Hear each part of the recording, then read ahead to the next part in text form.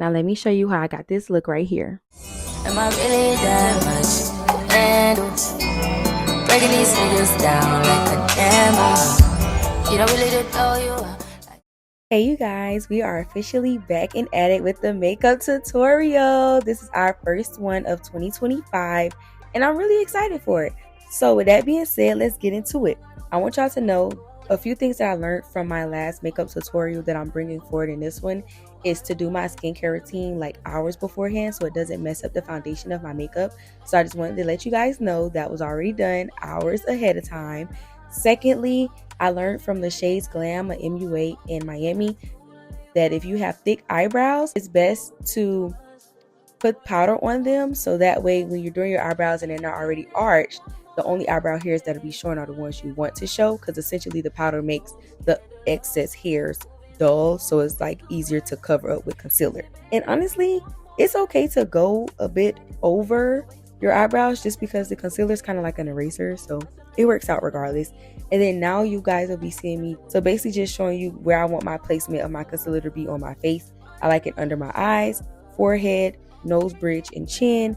And then before I blend them out, I also like to spray it with the Fix It spray, not the setting spray. Use the Fix It spray. That's another thing that I learned. So basically the Fix It spray allows you to still fix everything without the concealer setting into place, whereas the setting spray is making everything set into place. And we don't want that. We want the makeup to still be movable before we're done, so that way if anything needs to be corrected, we can correct it. So yeah, those are just a few things I learned so far. So watch me blend this out and I'll see you guys at the next step.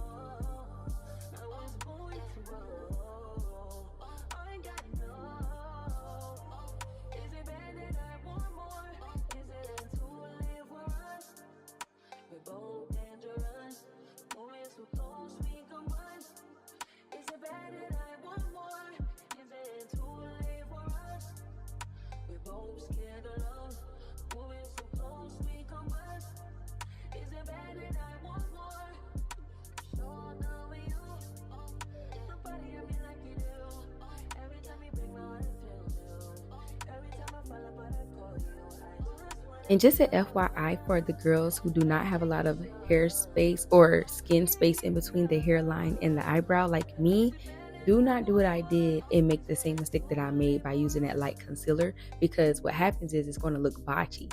And I did fix it later in the video, but as you can see, there's not space in between the arch of my eyebrow and my hairline. So what I should have done was use a concealer that was closest to my skin complexion so it wouldn't look as botchy as it did. So just a lesson learned. I mean, I'm editing and critiquing myself at the same time.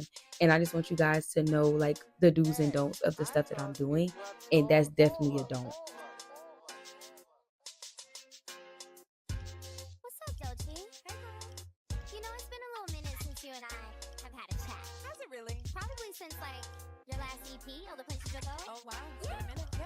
I've been getting some calls. Oh. People are a little bit worried about you. Not worried. Okay. And I know that I was kind of that outlet for you, so You were. why don't you just tell me what's been going on? Okay, so now you'll see your girl is applying her contour. No, this is not mandatory. I just have naturally high cheekbones, so when I do my makeup, I want it to resemble my natural face. So for me, this is a necessity. But this is not a necessity for like people who have rounder faces, whose cheekbones aren't as noticeable as mine. What I would say though, I would still use a bronzer if you have a rounder face or your face is not as structured, your cheekbones are not as high, just because it does add an extra layer to your makeup, which I feel like is required when you're trying to not look dull and not look flat faced. So that's just what it does for me. I like to put it on the outer bridges of my nose, the top of my forehead, and then obviously on my cheekbones. It just does what my natural face naturally does, but it kind of enhances my natural features. And then I like to go on with my blush at a slanted angle, because I notice when I put it directly on my cheek, it kind of gives me like a droopy effect. Whereas when I put it slanted, it kind of gives me like a higher look. It makes my cheeks look more snatched, and it also is a natural blend in between that concealer and that contour that we just did. Honestly, I can't even fucking cap no more. This is a really dark time for me. I'm going through a lot. By a lot, you mean drugs? I wouldn't. Drugs? No, Now, when I'm putting translucent powder under my eyes, I like to do two different types.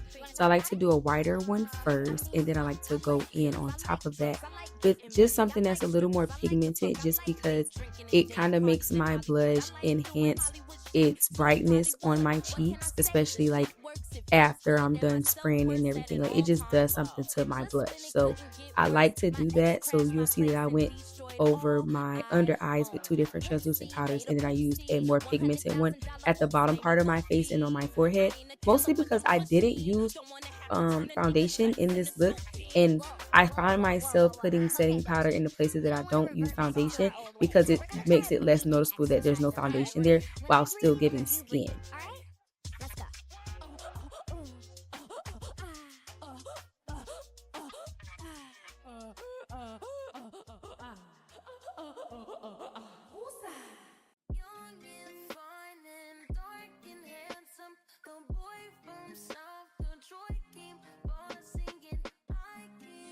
Now, I don't know about anybody else, but I sweat under my eyes, so I have to make sure that there's always some powder there that's going to set for real, for real. So I put the more pigmented loose powder under my eyes while I go and do my, or this is actually a setting powder, while I go and do my lip combo. And the lip combo that I'll be using is actually all from the hair store except for one thing. So I'm using a black brown liner. I believe it's LA Colors. I got that from the hair store. And then the lipstick that I'll be using is the NYX Butter Gloss in the color Fortune Cookie. You'll see that coming up. I wish I would have sharpened my pencil because then the liner would have been a bit more perfect, but it is what it is. And then I went over with a pink lip tint from the hair store, just to add a bit more pink in there. I didn't want a white base because of my blush. And then I went back over it with a gloss from the hair store. And now you'll see me go ahead and brush this powder off.